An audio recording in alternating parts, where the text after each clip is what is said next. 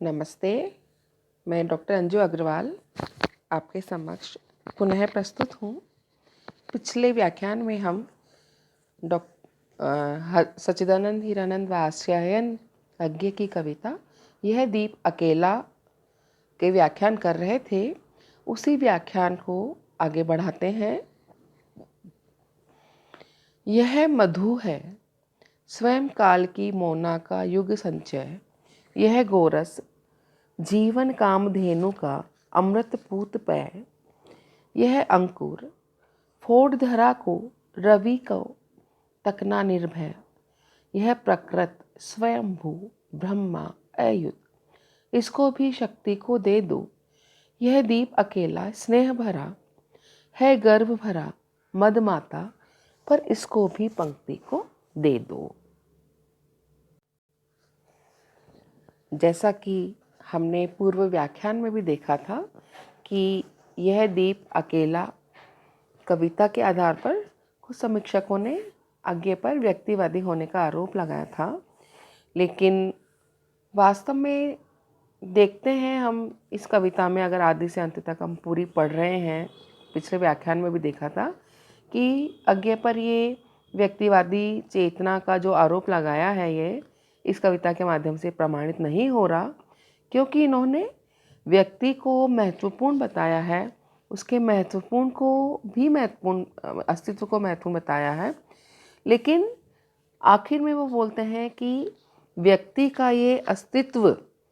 तभी सार्थकता प्राप्त करता है जबकि वो समाज को समर्पित हो जाता है। तो यहाँ पर आगे कवि इस कविता में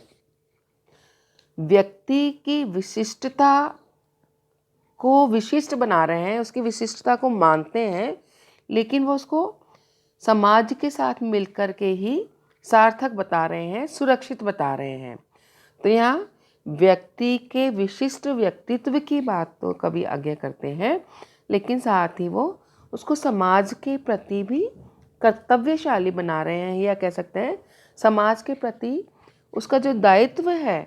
वह दायित्व भी इस कविता में कवि अज्ञे ने बताया है, जिसको कि हम अब पूरा पढ़ रहे हैं, पिछले वाले में भी देखा था। तो यहाँ भी कह रहे हैं यह मधु है स्वयं काल की मोना का युग संचय, कि यह हम देख रहे हैं कि यह शब्द इन्होंने व्यक्ति के लिए या व्यष्टि के लिए प्रयुक्त किया है। कह रहे हैं यह मधु है, कि वास्तव में व्यक्ति मधु है, शहद है, मधुरता से लिया हुआ है, आनंद से भरा हुआ है। स्वयं काल की मोना का युग संचय, कि ये पूरे जिस प्रकार से मधु को मधुमक्खियाँ एकत्रित करती हैं, शहद को मधुमक्खियाँ एकत्रित करती हैं और उसका पूरा संचय करके एक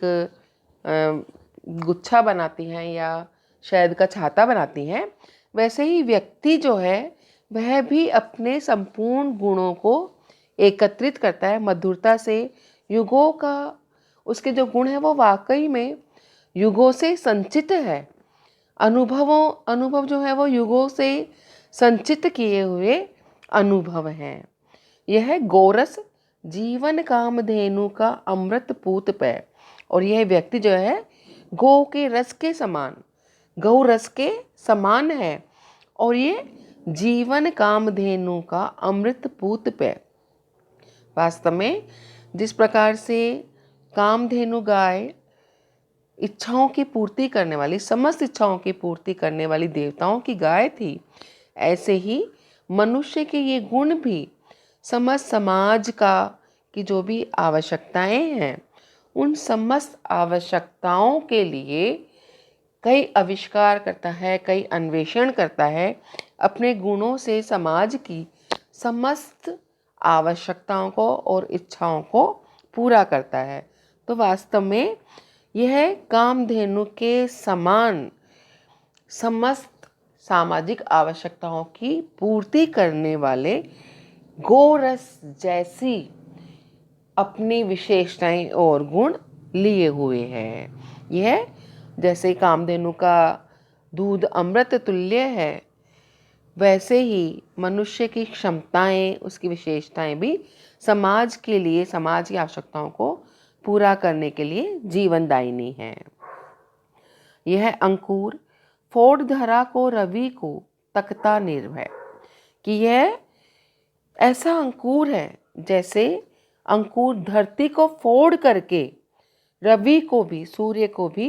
निर्भय होकर के ताकता है सूर्य की ओर, वैसे ही मानव भी इस प्रकृति से उत्पन्न हुआ समस्त ताकत लिए हुए निर्भय होकर के उस सूर्य की ओर भी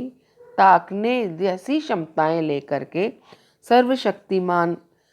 सर्वशक्तिमान एक इकाई है। और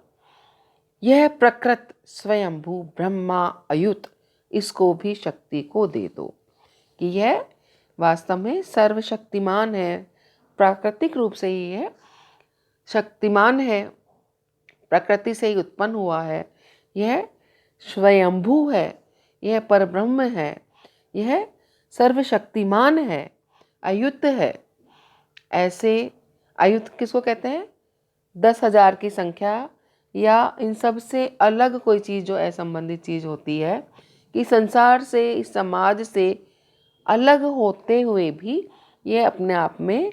शक्तिमान है, ये अपने आप में भी शक्ति से संचालित है, इसकी स्वयं की शक्तियाँ हैं, स्वयं की विशेषताएं हैं, इसके स्वयं के गुण हैं।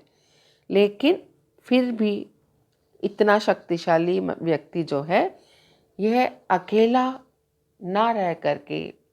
इसको, ये अपने आप को, समाज को समर्पित करता है। समष्टि की समस्त,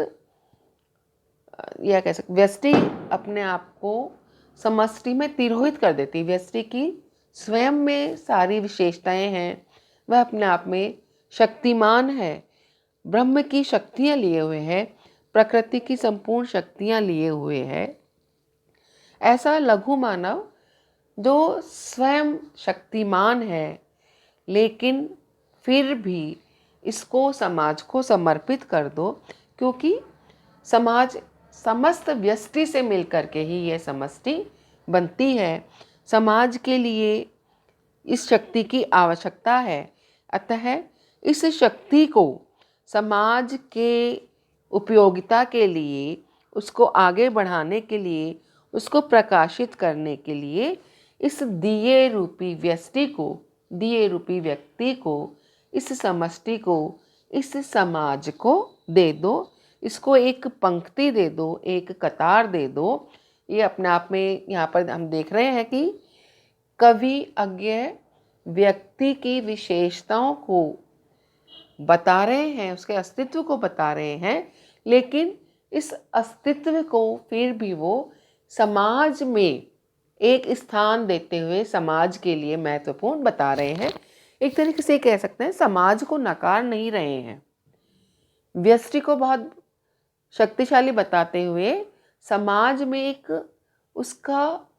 उसकी प्रतिष्ठा स्थापित करना चाहते हैं, उसकी महत्व स्थापित करना चाहते हैं, लेकिन समाज से बाहर रह करके नहीं, बल्कि समाज में रहते हुए ही उसके गुणों को, उसकी विशेषताओं को मान्यता देते हुए कवि अज्ञेय समाज को व्यष्टि को सौंपना चाहते हैं, समष्टि को व्यष्टि में सौंपना चाहते हैं। तो कहना अज्ञेय कवि यहाँ ये चाहते हैं कि व्यक्ति को बिल्कुल अपना अस्तित्व नकार नहीं देना चाहिए, व्यक्ति के अस्तित्व को स्वीकार करते हुए समाज उसको अपने आप में स्थान दे, उसकी प्रतिष्ठा बनी रहे और वह समाज के लिए उपयोगी बना रहे। तो यहाँ पर व्यक्ति अपने आप में अकेला ना रह करके या स्वयं में ही सब कुछ ना समझते हुए वह समाज के लिए एक आवश्यक इकाई के रूप में कवि अज्ञेय ने उनको प्रतिष्ठित किया है।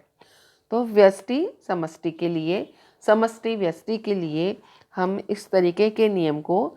कवि अज्ञेय की इस कविता में पाते हैं। तो आज के व्याख्यान को हम यहीं पूरा करते हैं। कल इस व्याख्यान को आगे बढ़ाएंगे। धन्यवाद।